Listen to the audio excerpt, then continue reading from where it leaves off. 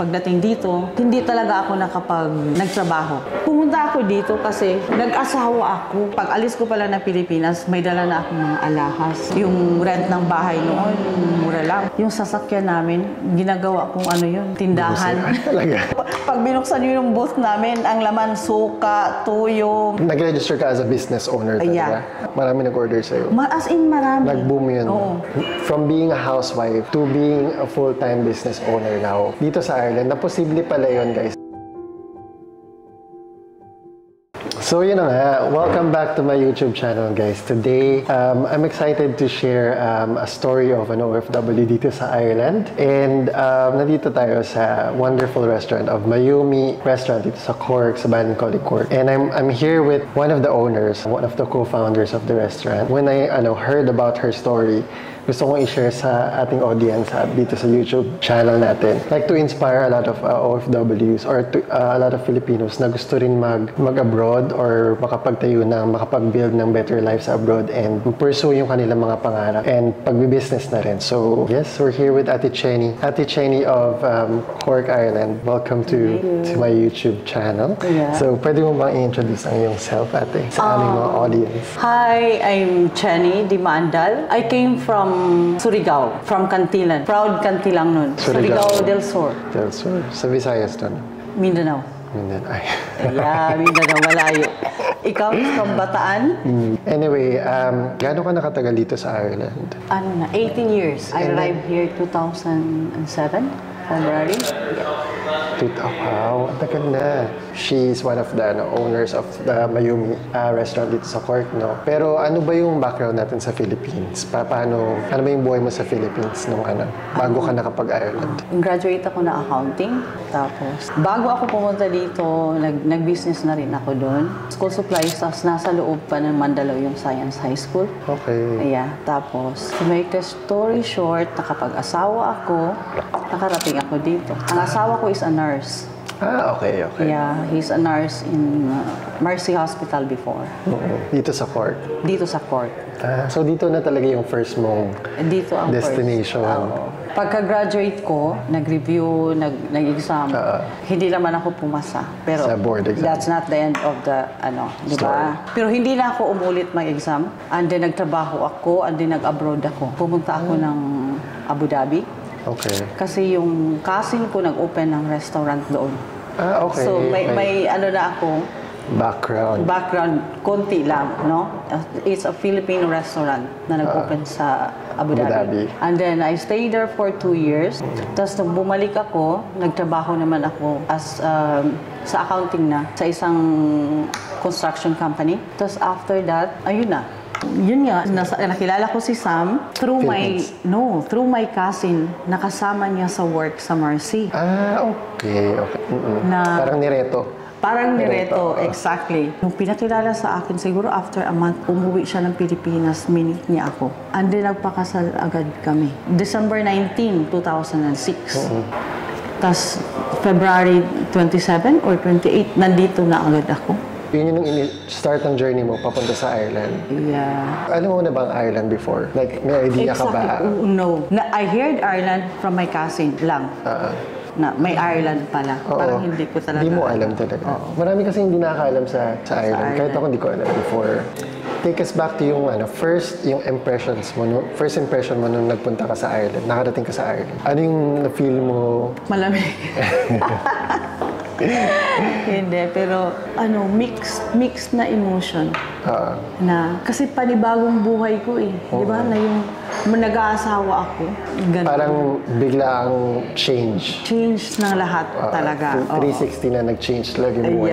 Yeah. Sabi ko nga para akong halaman na binuhat lang. Halaman na kinuha tapos nilipat ko dito sa Ireland. Parang ganun talaga ang pagdating dito. Hindi talaga ako nagtrabaho. Inano ko talaga yung sarili ko. Iba yung ko na pagpunta dito. Hindi yung usual na na pupunta ka ng mag-abroad ka kasi magtatrabaho ka, Pumunta ako dito kasi nag-asawa ako. Tapos nandito yung asawa ko.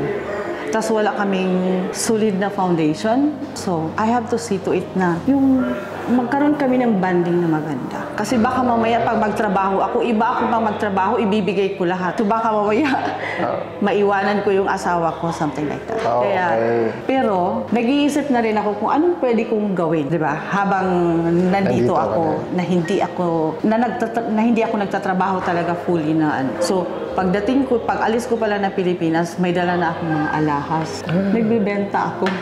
Sa mga Pilipino? Yes, oo. Kasi alam ko, yung pinsan ko kasi, marami ng kaibigan kasi naka 1 year na dito, maraming mga nurses na kasama. So yun yung iniisip ko na magiging market ko na. Kaya pag punta ko dito, meron akong mga konting mga alahas na dala na para kahit papano, meron din akong konting income. Tapos pag naubos yun, pag may umuwi na mga nurses na naging mga kaibigan ko dito, nagpapadala pa rin ako. Talagang business-minded yung utak mo. Oo, nasa ano na talaga. So, come on! So look at our interior. Ang ating mga chandelier, it's very Filipino. Dito sa bar, ipakita natin yung bar natin. Oh my God, look! Ay, may hopya. So, may hopya, gawa niya to. Ginawa niya yan with love.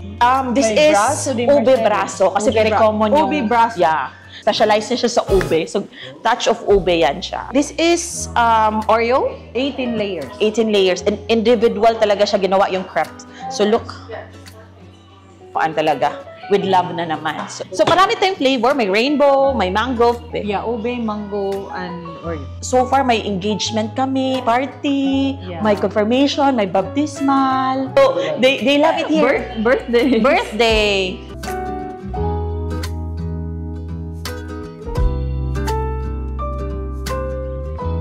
Ito yung sensei. Yeah. It's our, kuan. Yan yung Surigao. If you come in group, so pwede kayo and you want a private space. So this one. So may nag-engagement na dito. May nag-birthday. Pwede dito kahit mga 20. Yes. So meron din dito. So we can bring more chairs and tables. Nagka-baby kami after a year. Yun, kumuha na kami nag-rent kami ng bahay muna. Siguro 1 year lang. And then nakakuha na agad kami ng mortgage. Ang bilis. Nanghihinayang ako sa bayad sa rent. Yung number 1 talaga yun. Sabi ko, yung binabayad namin sa rent, walang balik yun. Kaya, kailangan alamin natin na makamortgage tayo kahit pa paano. Nakuha namin yung bahay as affordable housing. Ano yan, affordable housing? Yung makukuha mo sa government na mas cheaper ang price. Oo. Pero imomortgage mo pa rin siya sa sa bangko ka pa rin. Yung pag-business dito sa Ireland, kasi nag-start ka from, di ba, nagbebenta ka ng mga alaas, di ba? Yeah. And then, nagtuloy-tuloy na ba yun after? Nagtuloy-tuloy yun for ilang years din yun. And then, meron pa akong, yung mga groceries, yung sasakyan namin, ginagawa kong tindahan. Talaga? Oo. Paano, mobile home? Pag binuksan mo yung booth namin, ang laman, suka, tuyo, mga pansit, mga ganun. Ano yung mobile tindahan? Or nandun lang siya? Nandun lang siya. Kasi noon madalas yung mga parties, mga Kaya pag pumupunta kami ng party, dala-dala namin yung mga... Tapos nagbibenta ka? Jen, anong meron dyan? Oh, dyan. Ganun ako. Paano nag-start na Chenny yung yung talagang nag-full-time ka na sa pagninegosyo dito? 2015 ba ako nag-register? Hindi ko na maalala kailan ako nag-register nung... Nag-register ka as a business owner talaga? And then, ano yung business na ni-register mo? Ano yun? Mrs. Ding Homemade Treats. Yung mga hopya ko, yung mga siopaw ko, yung mga... Ha? Sa'yo, ikaw yung gagawa sa akin yun. Yung mga pandesal. Marami nag-order sa'yo? As in, marami. Nag-boom yun? Oo. Bago namin ginawa ang sensei, nandiyan na yung sensei na nag-process na kami lahat-lahat ng mga papers. Nag-umpisa kami, nag-online na kami bago pa nag-open ang sensei.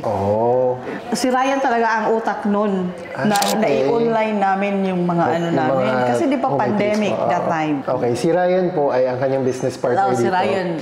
Alam niyo guys, nagawa ako ng vlog dito few months ago dito sa Mayumi Court. And then feature ko rin yung mag-asawang si Ryan and Christine.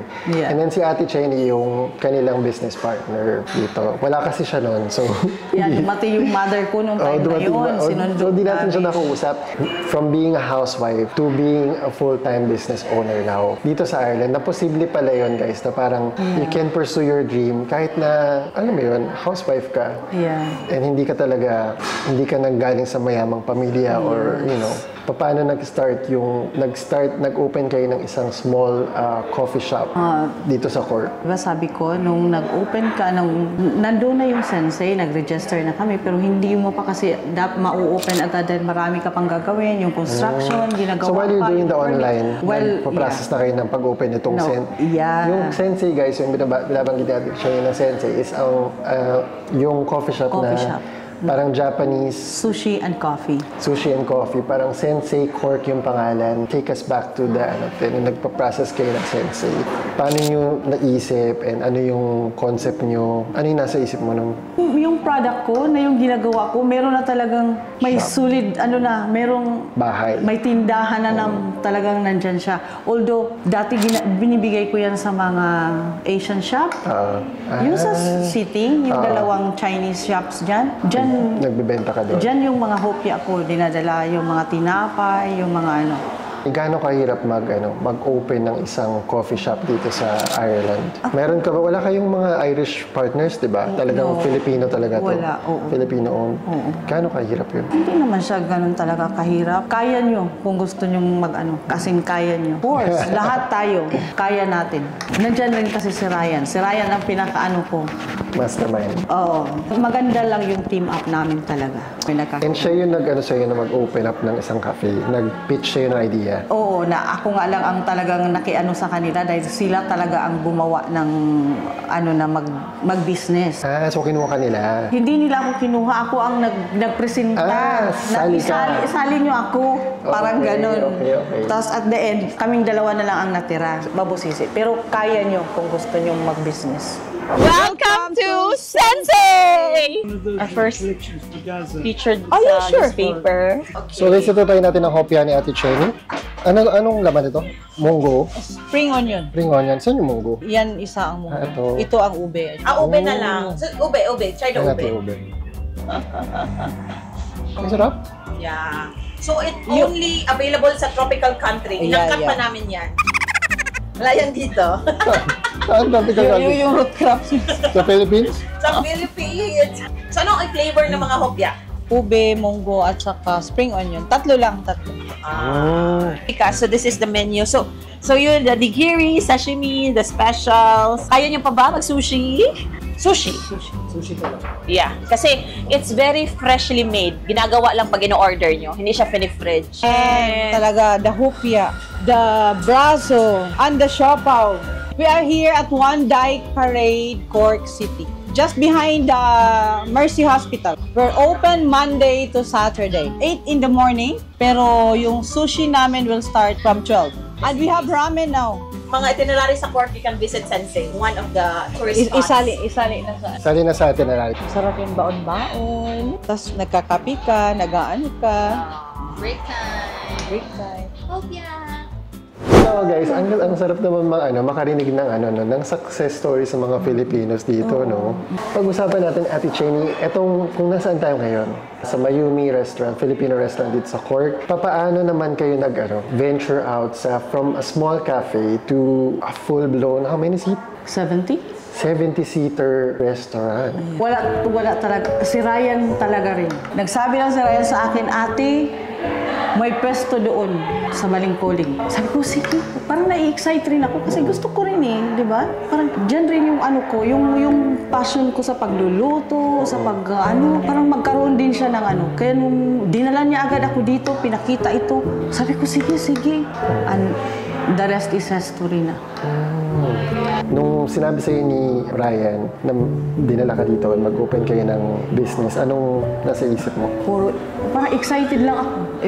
Excited lang ako. Hindi ko pa nga inisip yung pera, hindi ko inisip yung... Wala akong inisip. Inisip ko lang mag-open ako. Ganon ako kaano. Every time kami, yung Sensei, nag-start kami February birthday ko. First picture na nakuha dito is February rin birthday ko. Yung opportunity na magtayo ka ng restaurant, hindi lang siya pabor sa'yo Parang marami kang Filipino na natutulungan din. Yeah, exactly. Diba? Sa mga hindi nakakaalam, mga hindi pa nakakapunta ng Mayumi, ano yung mga best seller niyo na gustong-gusto ng mga tao? Number 1 is yung crispy pata namin. Tapos yung mga silog namin. Yung silog namin is gawa ko yun. Yung mga longganisa, tocino. Gawa mo talaga? Corned beef. Yeah. Yun. So, ngayon ikaw pa rin gumagawa ng mga...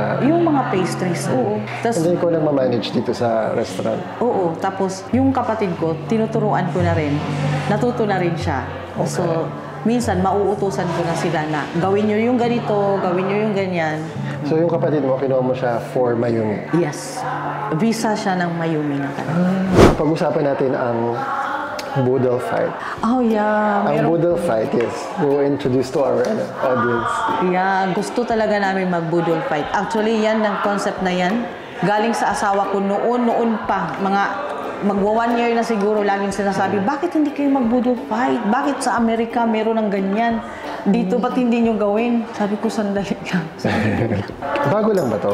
Bago lang siya. Bago lang siya. Pinopost na namin sa social media. Okay. Pag sabi ko, 2 days lang in advance kayo mag-book kayo 2 days in advance. Okay. Lahat ng pagkain nandyan. Tapos magkakamay kayo.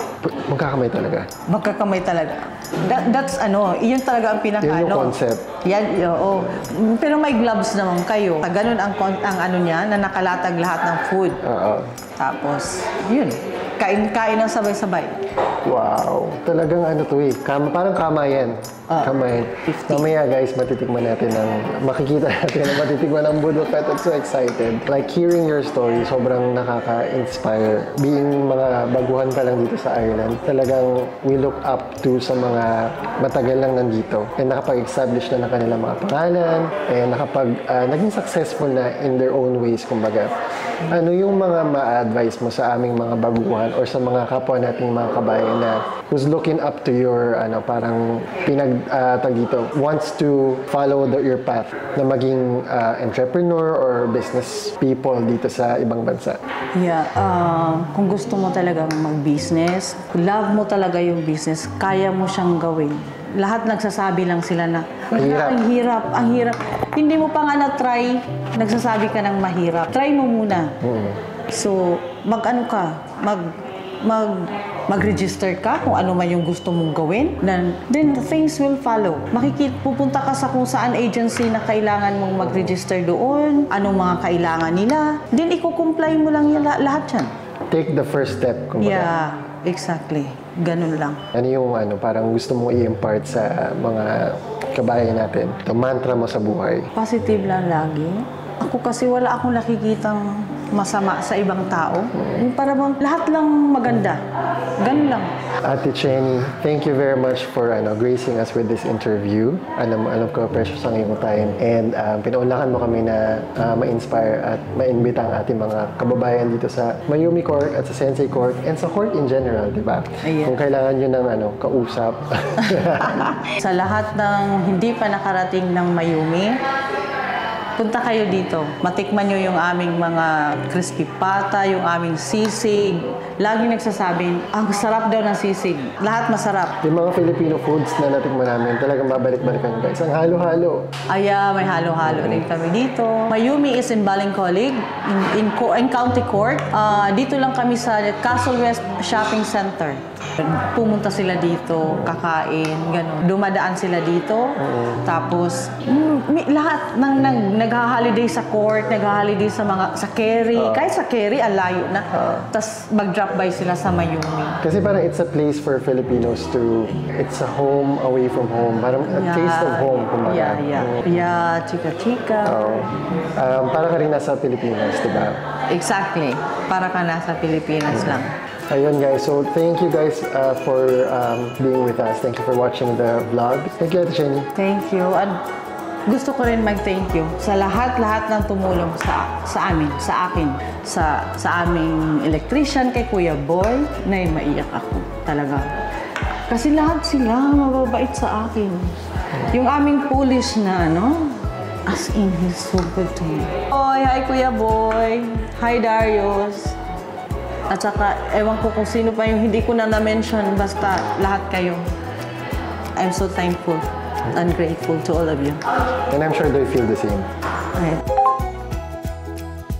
Ito yung aking sister Rakas. Dahil sa sister ko, nakarating ako dito. Ito na may budol fight tayo na orders. Dito kami nagpe-prep. Package 1, good for 8 packs. Or pwede maximum 10. May fried rice, may white rice, or steamed rice, may pancit, may fruits, may barbecue, crispy pata, lumpiang Shanghai, and the shrimp. It's 220 euro. Ito ang seat A, yung seat B, which is 345. Yun ang may mga additionals na naman. Then meron tayong set C package, which is 399, good for 15 people, maximum 18. So, punta na kayo sa Mayumi! With our friends. Pakilala kayo isa-isa. Hi, I'm Rex. So I am currently a physiotherapy here in Ireland. Yeah, from Kuwait. Yeah. First time in Mayumi. Hi, I'm Gisela. I'm a nurse here in Ireland. It's my first time in Mayumi. So excited! Budol fight, yes. Hindi ako kumain for this. Jonald, nurse in Ireland. Derek Ramsey here, dancer. Welcome to Ireland. Albert is from Philippines, but across country from Poland. Enjoy dito, madaling makipag-communicate. English, yeah. Yung mga pamilya ko. Asawa mo? Yeah, asawa ko lalo. Saka anak ko. Sa Pasig. Thank you. Boys. Sarap sa mama sa mga Shout out sa mga taga-Pampanga. See you again in Sensei Cafe! Hala na, busog na busog.